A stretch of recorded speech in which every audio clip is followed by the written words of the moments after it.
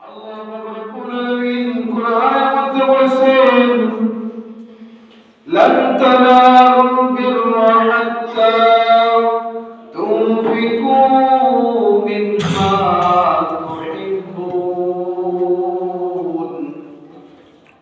এই দুনিয়ার গোলাম, আমি তোমাদেরকে যে সম্পদটুকু তোমাদের জন্য দিয়েছি, ওই সম্পদ নিজের পরিবার পরিজনের জন্য রেখে যতটুকু তোমার আহারের প্রয়োজন হয় ততটুকু তোমার কাছে ক্যাশ রেখে বাকি সম্পদগুলো তুমি আমি আল্লাহর রাস্তায় দান করে দিবা। আর তুমি যদি তোমার ওই পরিবার পরিজন যেই সমস্ত খরচটুকু তোমার প্রয়োজন ছিল, ওইভাবে প্রিয় বস্তু প্রিয় সম্পদগুলো তুমি যদি ক্যাশ ইন করে রাখো, ব্যাংক ব্যালেন্স করে রাখো, ওই ব্যাংক ব্যালেন্স কিয়ামতের ময়দানে আল্লাহ বড় বড় জাহান্নামের অজগর সাপ তোমার গায়ের উপরে ছেড়ে দিবে। ওই সাপগুলো তোমাকে আক্রমণ করবে, আর ওই সাপগুলোর জবান আল্লাহ খুলে দিবেন। ওই সাপগুলো জবান ছেড়ে বলবে, হে অমুক, তুমি যে সম্পদ টাকা ব্যাংক ব্যালেন্স করে রাখছিলা, কিন্তু ওই সম্পদটা তোমার প্রয়োজন ছিল না, ওই সম্পদটা তোমার এক্সট্রা ছিল, ব্যালেন্স হিসাবে ছিল, কিন্তু ওই সম্পদটা যদি তোমার পাশের বাড়ি পাশের বাসার একটি মিসকিন তুমি দুই বেলা না খাইতে তোমার কষ্ট হতো না, কিন্তু ওই বান্দা এক বেলা না খেয়ে রয়েছে, কখনো তুমি খেয়াল করো নাই। এই সম্পদ থেকে কিছু সম্পদ যদি তুমি ওই এতিম মিসকিনকে দান করতা, তার স্বাচ্ছন্দ্য বোধকে বাঁচতে পারত। ওই সাপের জবান থেকে আরো বললে, তুমি তোর জন্য সম্পদ জমিয়ে রাখছিলা, কোন কাজে আসে নাই, শুধু শুধু সম্পদটাকে ব্যাংক ব্যালেন্স করে রাখছো। এই সম্পদের যাকাত ছিল, যাকাত গুলো তুমি আদায় করো নাই। আজ আল্লাহ আমাকে হুকুম দিয়েছে ওই বড় বড় সম্পদ গুলোই আজ আমি বড় বড় সাপ হয়ে তোমাকে আক্রমণ করব। জোরে বলে দিন আলহামদুলিল্লাহ। এরকম আমাদেরও ব্যাংক ব্যালেন্স দরকার আছে, তাও কতটুকু যতটুকু প্রয়োজন। আমি অনেক এক জুমায় বলছিলাম যে আপনি যে সম্পদ ইনকাম করতেছেন, আপনার যে ছেলে সন্তান আছে, ওই সন্তানের জন্যই তো পিতামাতারা ব্যাংক ব্যালেন্স করে নাকি? ওই সন্তানের জন্য জায়গা জমি কিনে রাখে, ওই সন্তানের জন্যই সুখ শান্তির জন্য বিল্ডিং বা যা কিছু প্রয়োজন সন্তানের জন্যই পিতা করে না? আমার প্রশ্ন এখানে যে আপনি যে সন্তানের জন্য ব্যাংক ব্যালেন্স করতেছেন, আপনি যে সন্তানের জন্য ইটা বাড়ি জায়গা জমি সুন্দরভাবে রাখতেছেন, আপনি মৃত্যুর পরে সন্তান ঠিকই ওই সম্পদগুলো বক্ষণ করবে। আপনার মাথার গাম পায়ে ফেলা যে সম্পদটা মৃত্যুর পরে সন্তান বক্ষণ করতেছে, ওই সন্তানকে আপনার কবরের পাশে গিয়ে কখন এই অনুযায়ী করবে যে হায় আমার বাবা এত সম্পদ, এত টাকা, এত বাড়ি আমার জন্য রেখে গেছেন, আপনার জন্য আমি দোয়া করি। এটা কি কোনো গ্যারান্টি কোন বাবা দিতে পারবে? সন্তান এই কথা বলবে? যে সন্তান সম্পদের বান্ডিল বানাইয়া সন্তানের সুখ শান্তির জন্য রাখতেছে, ওই সন্তানের গ্যারান্টি নাই ওই সম্পদ থেকে আপনার নামে আল্লাহ রাস্তায় দান করবে। ওই সম্পদের গ্যারান্টি নাই যে সে নিজেও সম্পদটা সুন্দরভাবে পরিচালনা করবে। পরিবার নিয়ে কে বাঁচবে এর কোনো গ্যারান্টি নাই।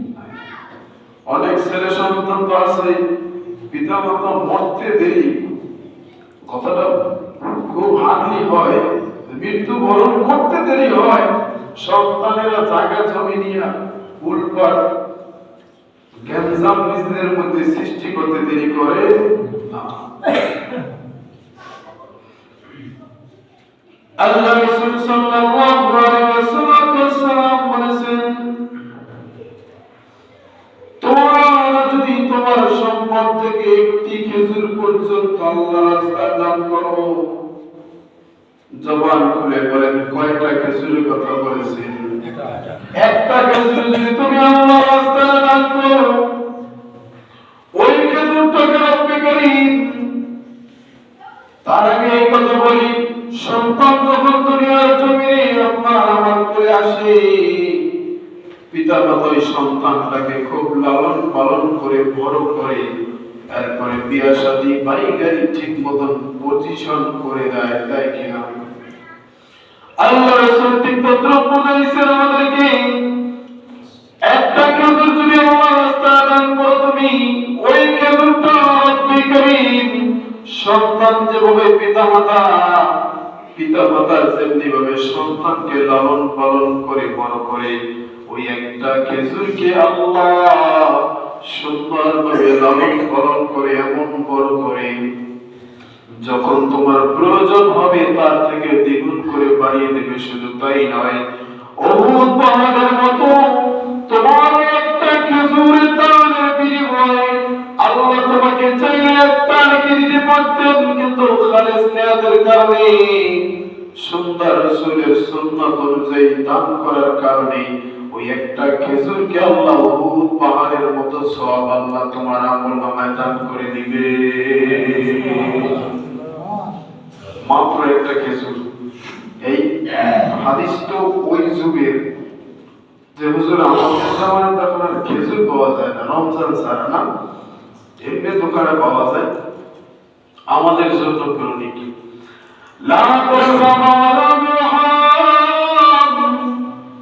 আমাদের জামানায় তো টাকা আছে, সম্পদ আমরা ব্যবহার করি। আল্লাহ রাসূল সাল্লাল্লাহু আলাইহি ওয়াসাল্লাম ওই একটা খেজুরের বিনিময়ে যদি উহুদ পাহাড় সমপরিমাণ হয়, আপনার সম্পদ থেকে আপনি যদি একটা টাকাও যদি আল্লাহর রাস্তায় দান করেন, ওই একটা টাকাও মানে বরকতে বানাইয়া 700 গুণ দিয়া 70 গুণ দিয়া 700 বানাইয়া 1 টাকার সবকে 700 টাকার পরিণাম করে দিবে। সুবহানাল্লাহ। 1 টাকা আপনি দান করবেন, আল্লাহ লালন পালন করবে, 70 গুণ পাতাল বাড়াইয়া 700 পর্যন্ত ওই টাকাটাকে বাড়াইয়া দিবেন। বলে না সুবহানাল্লাহ। শুধু এই নয়, যেই সমস্ত দান আমাদের প্রয়োজন, বড় অঙ্কের দান নয়, দেখবেন অনেক কোটিপতি, লাখপতি, হাজারপতি মানুষ আছে, টাকার উপর টাকা, টাকার উপর ঘুমায়, কিন্তু তারা কখনো দান করার মন মানসিকতা তাদের থাকে। অনেক আছে যে গরিব মিসকিন চেয়ে খায়, তারাও এর থেকে বেশি দান করে, আছে না নাই? এর থেকেও বেশি দান করে। দানটা দিলের ইরাদা লাগবে, মনটাকে নরম করতে হবে, শিখতে হবে। আল্লাহ রাসূল বলেছেন, আল্লাহ রাসূল সাল্লাল্লাহু আলাইহি ওয়াসাল্লাম এক ব্যক্তি বিশ্ব নবী করিম সাল্লাল্লাহু আলাইহি ওয়াসাল্লামের কাছে এসে জিজ্ঞাসা করলেন, খায়রুল ইসলামি ইয়া রাসূলুল্লাহ, ইসলামের মধ্যে কোন কাজটা সর্বোত্তম? সমাজের মধ্যে বা আমাদের মধ্যে যদি জিজ্ঞাসা করা হয়, হুজুর কোন কাজটা সবথেকে উত্তম, বা কোন কাজ, কোন বাইলে কি করলে এটা আমার জন্য ভালো হয়, সাহাবী রাসূলের কাছে জিজ্ঞাসা করলেন, ইয়া রাসূলুল্লাহ কোন কাজটা সবথেকে ইসলামের জন্য সহজ এবং উত্তম? আল্লাহ রাসূল ডাক দিয়ে বলেন, ক্বালা তুতিয়ামু তাআমা, তুমি যে খাবারটা খাচ্ছ, তুমি যে আহারটা নিজের জন্য গ্রহণ করেছো, ওই খাবারটা তুমি যদি তোমার অপর ভাইকে খাওয়াও, এই কাজটা সবথেকে উত্তম। আরো বলেছিলাম, শুধু এই কাজটাই নয়, তোমার মুসলমান ভাই, আল মুসলিম আখুল মুসলিম, এক মুসলমানের ভাই যখনই ভাই ভাইয়ের সাথে দেখা হয়, আমরা প্রথমে বলি, কি বলি? হ্যালো, ভাই, কেমন আছো? এগুলো বলি না। বরং যেই ভাষায় তাকে চিনি সেই ভাষায় তাকে ব্যবহার করি, বা যেই নামটা তার আছে সেই নামে তাকে ডাকি, এরকমটা না। কিন্তু রাসূলুল্লাহ আমাদের শিক্ষা দিয়েছেন, যখনই তোমার এক ভাইয়ের সাথে আরেক ভাইয়ের যখন তোমার দেখা হবে, সাক্ষাৎ হবে, তখনই তুমি তাকে কুশল বিনিময় সালাম প্রদান করবে। আর এই সালাম প্রদানের বিনিময় তোমাদের মধ্যে হৃদ্রতা বাড়িয়ে দিবেন কে?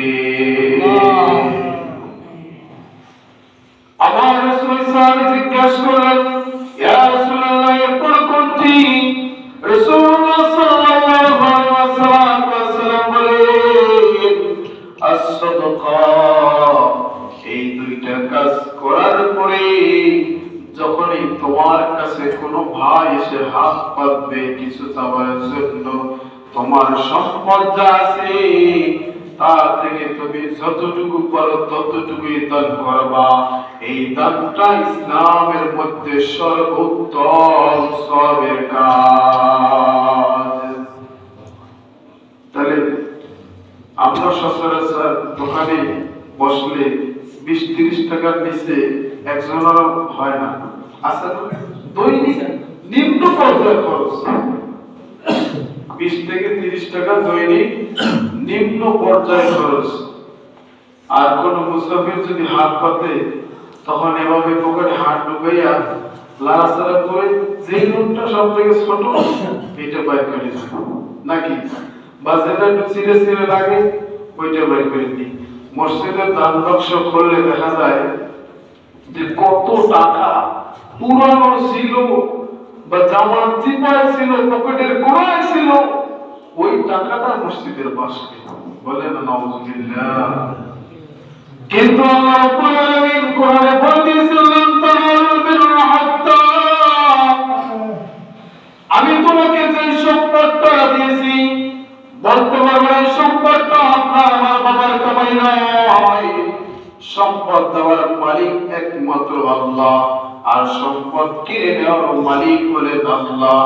ওই আল্লাহ আমাকে আপনাকে সম্পদ দিয়ে পরীক্ষার জন্য বলেছেন, তোমাকে আমি যে সম্পদটুকু দিয়েছি, ওই সম্পদের মধ্যে যেন সব থেকে সুন্দর প্রিয় বস্তু তোমার, ওই সম্পদটা যদি তুমি আমি আল্লাহর রাস্তায় দান করতে না পারো, ওই সম্পদ যতই দান করো, নিম্ন পর্যায়ের সম্পদ দান আমি আল্লাহ কবুল করব না। নিম্ন পর্যায়ে বলতে ওই সিরা টাকারে বুঝাইছি, যেটা মসজিদের বাসকে ঢুকলে কমিটিরাও বিপদে আছে যে এই টাকাটা নিয়ে কি করবে। কমিটির যদি ব্যবসায়ীর সাথে পরিচয় থাকে, তখন ব্যবসায়ীকে হয়তো 1 টাকা কমে নেয়, 2 টাকা কমে, ওই টাকাটাকে চালাই দেওয়া লাগে। কমিটির এটা ভালো জানে, আমার সাথে এরকম অনেকবার দেখা হয়েছে।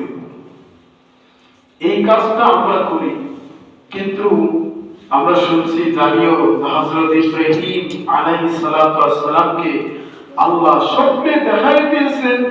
ইব্রাহিম, লম্বা আলোচনা, যে ইব্রাহিম তুমি তোমার সবথেকে প্রিয় বস্তুকে আল্লাহর রাস্তায় দান করো। বলে সুবহানাল্লাহ।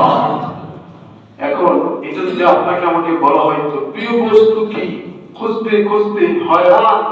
ইব্রাহিম আলাইহিস সালাম মূল্যায়ন করলেন না, বরং 3 দিন যখন স্বপ্নে দেখাইলেন, তখন তিনি অবাক হয়ে গেলেন।